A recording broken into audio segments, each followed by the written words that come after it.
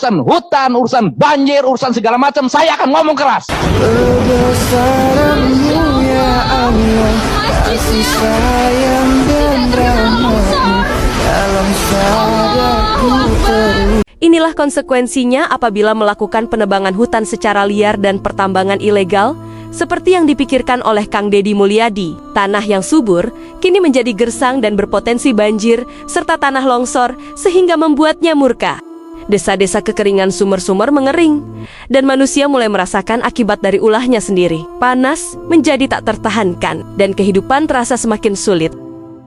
Banjir bandang dan korban jiwa ketika hujan turun, bukan kesejukan yang datang, melainkan bencana besar. Karena tak ada lagi akar pohon yang menahan tanah, air mengalir liar menghantam apapun yang berdiri di depannya. Banjir bandang melesat seperti monster yang lapar, menyeret rumah, jembatan, hewan dan manusia. Ribuan nyawa hilang, keluarga terpisah, tangis dan jeritan memenuhi udara. Semua terjadi bukan karena murka alam semata, tetapi karena ulah manusia yang tak pernah mengenal kata cukup, ketika uang dianggap lebih penting daripada hutan, ketika keuntungan jangka pendek dipilih, dan masa depan generasi berikutnya dikorbankan. Beginilah ketika ketamakan menguasai, alam tidak pernah salah. Kitalah yang merusaknya, dan kini kita dipaksa membayar harga yang sangat mahal. Di tengah semua tragedi ini, muncullah suara-suara yang tak lagi bisa diam. Suara orang-orang yang peduli, yang melihat kerusakan dengan mata kepala sendiri, yang menyaksikan penderitaan masyarakat setiap hari.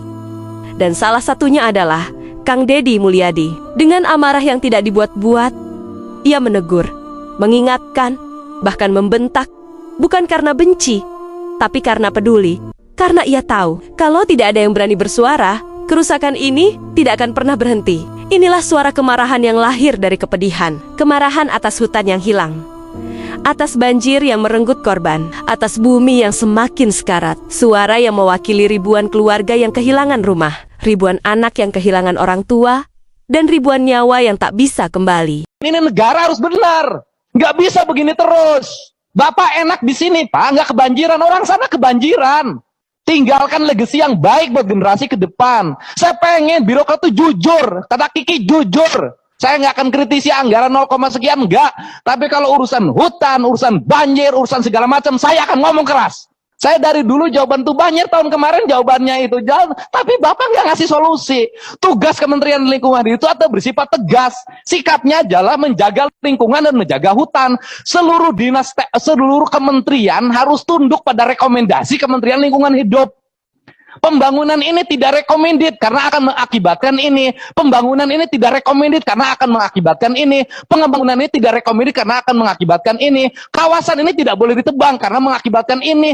Sifatnya mutlak. Hukum alam itu hukum mutlak, tidak bisa digeser-geser.